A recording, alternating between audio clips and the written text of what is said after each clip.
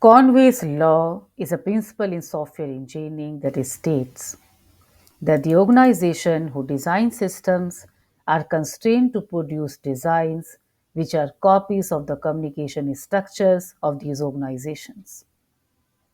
In other words, the design of a system will reflect the communication structure of the organization that created it. And Wikipedia says that the law is based on the reasoning that in order for a product to function, the authors and designers of its component parts must communicate with each other in order to ensure compatibility between the components. Therefore, the technical structure of a system will reflect the social boundaries of the organizations that produced it, across which communication is more difficult.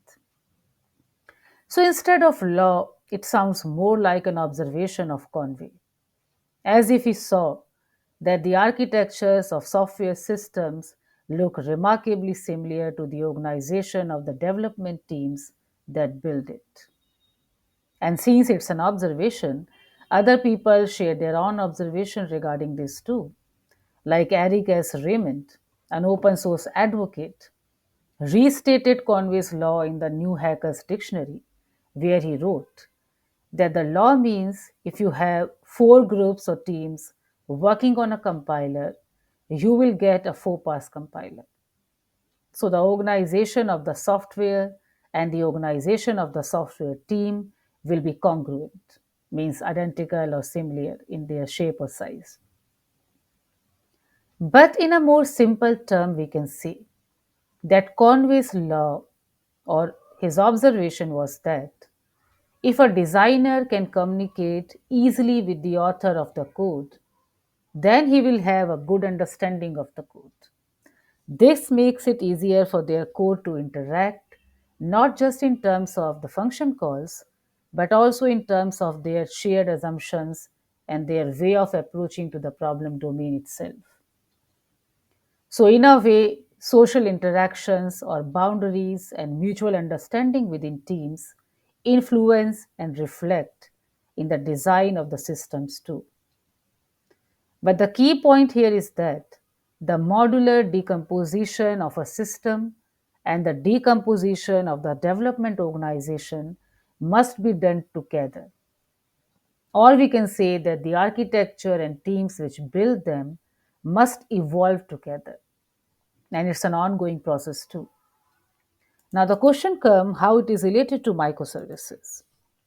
So Conway's law is related to microservices in the sense that it highlights the importance of communication and collaboration within an organization when implementing a microservices architecture. And microservices architecture, as we know, is a way of building software systems in which functionality is broken down into small, independently deployable services.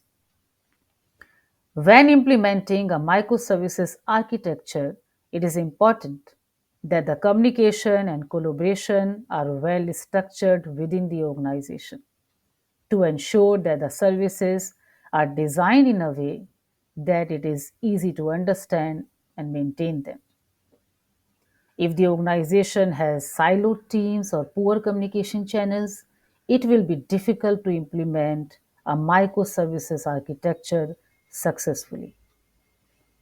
So, when organizations are implementing microservices, they need to pay some attention to Conway's law as they are breaking down the monolithic architecture into smaller services and teams.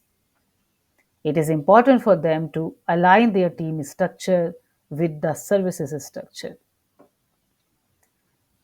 This will help in creating more maintainable, loosely coupled, and independently deployable services. To apply Conway's law in microservices, an organization should be structured in such a way that each team is responsible for a specific set of services. This will allow the teams to work independently with minimum interference from other teams, and it will also make it easier to understand and maintain the services. And finally, we can say that it is important to have clear communication channels between the teams.